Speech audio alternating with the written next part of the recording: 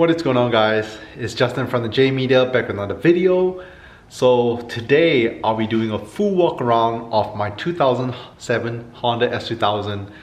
This video has been a little bit overdue. I wanted to shoot a full walk around video when I first got the car, but as you guys know, pretty much at work and all that stuff, and I just wanted to find a nice beautiful day with the sunlight to show you guys the car. So today's the day. If you have any questions at all about my S2000, leave in the comment section below. But without further ado, let's do a full walk around on the car, show you guys inside and out. So here it is. This is my new to me 2007 Honda S2000 AP2. So if you guys know, the S2000s were made from 1999 to 2009. Two generations, the AP1 and AP2. AP1 being from 1999 to 2003. And then 2004 to 2009 is the AP2 generation. If you guys have been following my search for the S2000, I've been specifically looking for a 2006 newer S2000 in the new Formula Red, which is this color.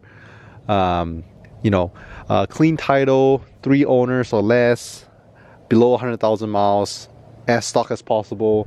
So here she is. You guys might have saw the video where I went out of state to Louisiana to pick this up. So that's right, I made a little road trip with my sister from Texas to Louisiana, and we picked up this car. Like I said, this car has been a car I've been wanting for so long, at least 4 years I've been wanting this car, and I'm glad to finally own one. The previous owner was a really cool guy, car enthusiast as well. Got to hang out, speak to him whenever I was there to pick it up in Louisiana. But yeah, I already did the full walk around. As you can tell, on the outside, car is in pretty pristine condition. I know on camera sometimes it doesn't look, really good. In person, it looks as beautiful as well. You might notice the wheels. These are OEM S2000 wheels, but these aren't what they usually come with. This is the AP1 generation wheels. So the AP2 usually come with a different set of wheels. These are in 16-inch, and the AP2 wheels are 17-inch. So a little bit different. These have skinny tires all around and smaller wheels, smaller tires. But eventually I'll change it out, so don't worry about that. So if you guys are wondering, yes, this is the AP2. It's not an AP1. Let's see here. So before I do a more in-depth walk around, let's address a few things. So yes, the car does have some aftermarket parts. To be exact, 2 aftermarket modifications on the car. I'm really picky. Like I said, I'm trying to find one as stock as possible. First up is the HKS Hypermax coilovers. So right now, this is the right height. It is pretty much, well, it's not super slam. It could go lower or higher, but a previous owner kind of dialed it in to a pretty nice right height. So yes, the HKS Hypermax coilovers. These were coilovers that I was going to get anyway for the car, so it came with it. That's awesome. I didn't have to spend the time and money to look for one. This is the street ones. They ride pretty good, I would have to say. Feels almost like stock, but a little bit stiffer. Next up is the exhaust. So it does have an aftermarket HKS dual exit exhaust. Again, when I was looking to exhaust for the S2000 before I bought mine, I was looking at mainly 2 brands. As you guys know, I'm a huge JDM parts guy. So the 2 brands I was looking at, one was Jace Racing, the second one was HKS. Jace Racing has the cadet and non-cadet version. My friend Anna had both. She actually went with the non-cadet and now the cadet version of the Jace Racing exhaust. Single exit, titanium. It's super loud. And then on the other end, the HKS is way quieter, way more tame. You have your single exit, which my friend AJ is running on his AP2. This one's a dual exit. Dual exit is a little bit quieter, but I think it makes the perfect tone. You can definitely hear there's an aftermarket exhaust when you drive it, but it's still soft enough to have a conversation, to listen to music. So I personally think it has the perfect tone to it still. And that's about it. HKS Hypermax coilovers and HKS exhaust. the owner, previous owner, also did put on an aftermarket steering wheel at first, and he had aftermarket wheels.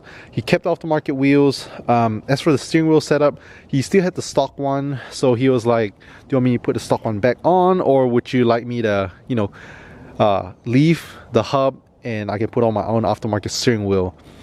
So as you guys know, I do have aftermarket steering wheels for my cars. I still have, I think, 2 more Vertex steering wheels in the garage, but I wanted to enjoy the OEM stock steering wheel that the S2000 came with for a little bit, so I got him to, you know, put the stock one back on.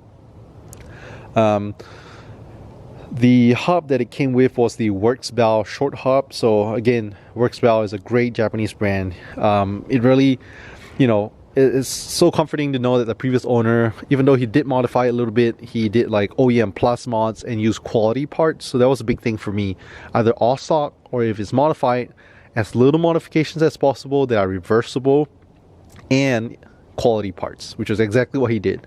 So I'm pretty sure he had like similar style to I did, you know, good quality Japanese parts, so that's awesome.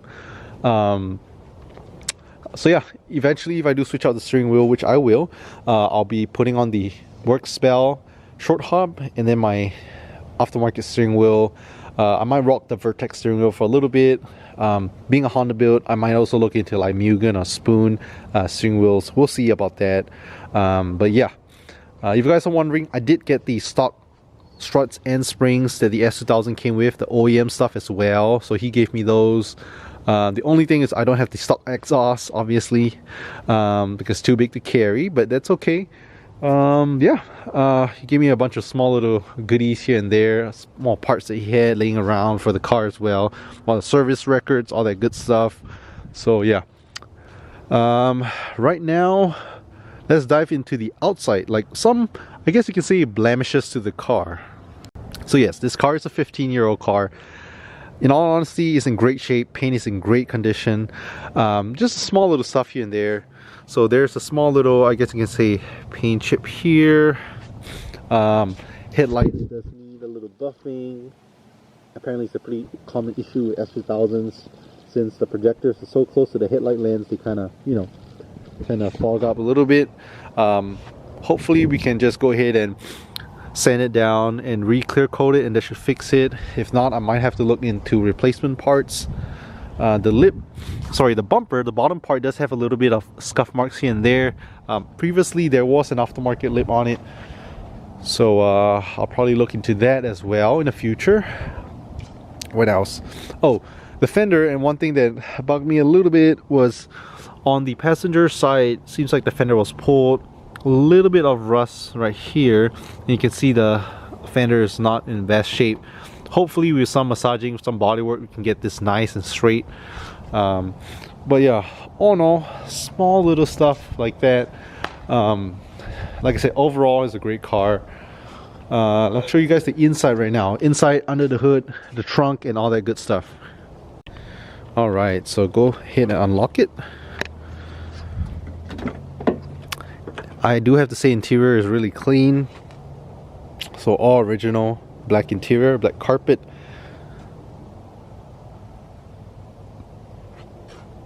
Again, for a 15-year-old car, not bad at all. There's no rips or anything. Yes, the leather is a little bit older as expected, but not bad at all. Steering wheel, again, with the OEM steering wheel being older, a little bit of wear and tear, again expected from an older car. But door panel's real nice. There's no rips in the mesh right here, no scratches, no rips or anything. Like I said, over the years I've had quite a few friends who own S2000s. Even my boss Long, he let me drive his AV2 S2000. I daily drove that thing for a little bit while my SI was getting its whole registration thing done. That car, higher miles, a little bit more rough condition. Oh, forgot to add aftermarket stereo system. So Pioneer deck, single DIN, so plays Bluetooth. That's a little handy. AB2, you get your nice cup holders. And oh yeah, another interesting fact, if you guys don't own S2000s, there's no glove box right here, but you have this little cubby right here which serves as your glove box. So I have my glasses, sunglasses here, and you can have a little more storage right here if you need to put more stuff. You do have to open this little guy if you want to pop the trunk from the inside, so that's pretty interesting for non-S2000 owners. With most Hondas, early Hondas, usually your gas gauge and your trunk release is all right here, but like I said, pop the trunk in there. If you want to get gas, your gas fuel cap is right here by the driver's seat belt. You pop this little guy, you pull it, pops open. And like I said, the S2000 is such a, you know, well-made car, so thoughtful. You can even have a little holder right there for the gas cap. So yeah, personally, I think it's all in the little details, and I think it shows that Honda definitely put a lot of like time and effort into the R&D of this car. S2000. One thing people love is the S2000 speedometer, the cluster. So people have swapped them into like EGs or EK Civics, but yeah, that's one unique thing about the cluster. It does have to push to start. It's a little bit different. Again, you use a key. It's not like your modern push to start, but the fact that Honda even came out with a push to start idea back in 1999 was pretty amazing. If you guys don't know, you have to insert your key, click it 2 times, the accessory mode, so once everything lights up, push your foot on the clutch, and then you press this to start it up. I'll do that later whenever I intend to start up the car. But yeah, let's see what else here. Yeah, everything works like it should. No check engine light, no lights on the dash, none of that. Stock shifter, stock steering wheel now, all that. Yeah, all in all, like I said, I'm really happy with the interior, the condition of it. Let's go ahead and pop the hood and the trunk and show you guys. Alright, so time to pop the hood.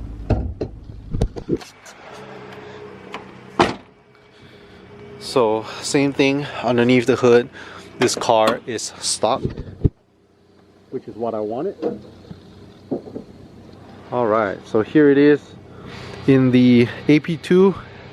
It comes with the F22 engine, so 2.2 liter naturally aspirated 4-cylinder, versus the AP1 comes with the 2-liter F20 engine. So like I said, stock, everything under the hood, stock valve cover, stock intake, everything stock, which is what I wanted. You can see the HKS Hypermax coilovers here off the market, but otherwise everything under the hood is all stock. Oh wait, sorry, not exactly. So previous owners, they replaced some parts. The whole AC system has been replaced. So Denso condenser. We have the Mishimoto radiator and aftermarket fans as well. So the whole AC system pretty much all replaced. Again, he used quality parts. You guys might have saw the video where I brought it to the shop right after I got the car. Did some maintenance, like doing my oil change on it, full synthetic oil change, changed out the filter, did an alignment on it. So yeah, everything's nice and clean, even down to the engine bay. Look at this, like for a 15-year-old car, you know, the paint in the engine bay is just really nice as well. So yeah, like I said, this car definitely has been taken care of. Before me, it was a 3-owner car. This car was from Texas originally. I believe it was somewhere in Dallas when it was first brand new. First owner had it for like 10 years, and then second owner brought it to Louisiana, had it for about 2 years, and then the last owner had it for about 2.5, 3 years. So let's go ahead and pop the trunk. Trunk is equally clean. Well, pardon all this, you know, small little leaves and stuff. I had stuff in the trunk, but all the clips were here. Nice, everything's here. If you look underneath, your tools, your small little jack. One thing I didn't know was the spare tire is not underneath here or underneath the car. It's actually in here. So to get to that, you just pull these 2 little tabs, pull it out, remove this piece, and then your spare tire goes in. So yeah, there's the spare tire in there as well. Yeah, really clean. Like I said, all in all, really great condition. Tail lights look good, no cracks or anything like that, no fades. You might notice right now we have the roof up. Let me go ahead and roof off, but let me go ahead and put it back on. There's no rips or anything in the roof. Like I said, when I bought the car, unfortunately it was raining really hard on my way back to Austin, Texas. So yeah, you know, cosmetically, just looking at it, there's no rips, tears, but when it's having a big thunderstorm, you could definitely see that, yeah, water wasn't seeping through. So let's go ahead and close the hood, and we can go ahead and put the soft top back on. I'll be washing the car later, so yeah, let's get to doing that. All right, so to put soft top back on, really simple. What you want to do is insert the key, 2 clicks. Let's see, let me see if the roof comes off without the car engine on. It should. There we go, just press and hold.